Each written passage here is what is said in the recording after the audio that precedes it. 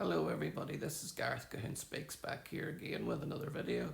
I'd like you to hit the subscribe bar, give me a thumbs up if you like the video, or hit the notification bell to be notified when I post my next post, or otherwise you can look me up on my website, which is www.garethcahoon.co.uk, or if you'd like to support the ministry work that I do, you can do so through garethcahoon3@gmail.com on PayPal.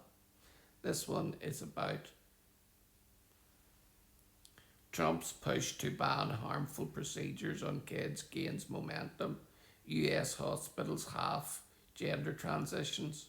The debate of gender reassignment procedures for our nation's children is once again front and centre.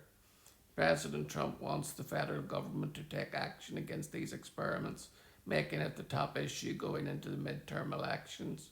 During his recent State of the Union address, President Trump once again called for the end of gender reassignment attempts for minors.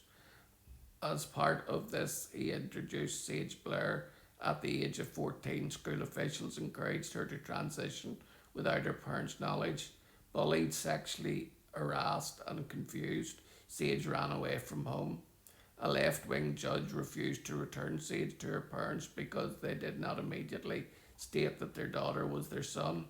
Sage was thrown into an all-boy state home and suffered terrible for a long time, Trump explained. But today all that is behind them because Sage is a proud and wonderful young woman with a full ride scholarship to Liberty University. Sage and Michelle, please stand up. The president has made it clear he stands with parents and supports law that ensures they are not left in the dark about their children.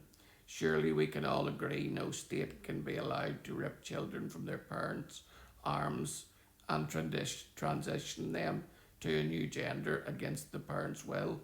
Who would believe that we're even talking about this?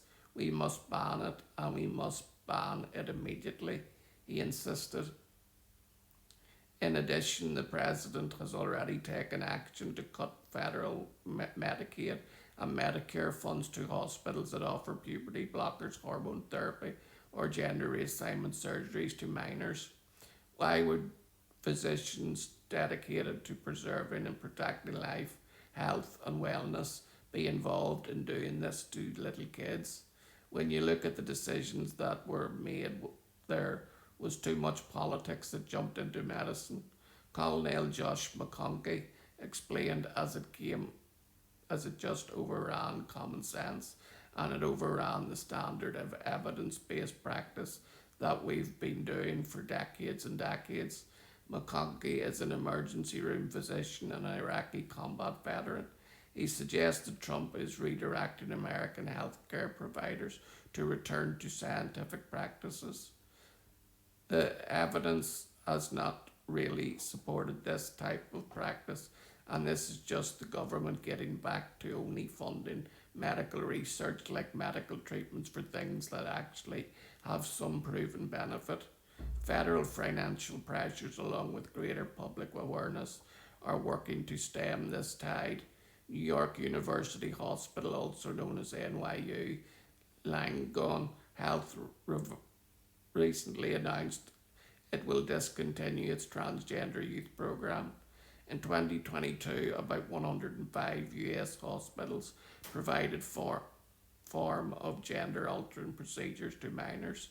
That number is now dropped by almost half, totaling only about 55 hospitals nationwide. McConkey, a former Duke University professor, said he taught his students that surgery should be performed only if it clearly helps the patient. Studies show that gender reassignment surgery offers very little short-term benefit. In fact, when you look at long-term health effects, they're actually quite dangerous. So when you look at the mental health issue alone, and when you look at the bone density and brain development, those types of things have long-term health consequences that we are now seeing. Consequences like permanent sterility. At age 13 years old, Chloe Cole began taking puberty blockers and testosterone. By age 15, she underwent a double mastectomy. At 17, Chloe began to detransition. Now she doesn't know if she will ever be able to have children. She told Focus on the Family she grieves not being able to breastfeed someday. I had this moment when I said, "What have I done to myself? This is incredible. I'm never going to be able to do it," she said. And that's the moment of which I can't go any further. I can't keep doing this to myself. This is destroying me. This is horrific. I don't even know if there is any way of going back. I'm sure not going forward. And so I made the choice to detransition. McConkie explained the importance of bringing children into the world. I have 3 children. Those are things that I am most proud of, and know just producing something my wife and I that we know is going to live on and hopefully do great things. And just having children's just one of those fundamental things that are so important to humanity. He said it's almost criminal. Not only morally criminal, according to McConkie and other medical professionals, if President Trump gets his way, soon the gender reassignment of minors will be a federal crime as well, which it should have been all along. Chloe Cole, I read, watched her story, and she has incontinence problems because of the transition surgery that she had, and she doesn't know whether she'll be able to give birth to any children, which is a crime against humanity. Shalom, Maranatha, and Hallelujah.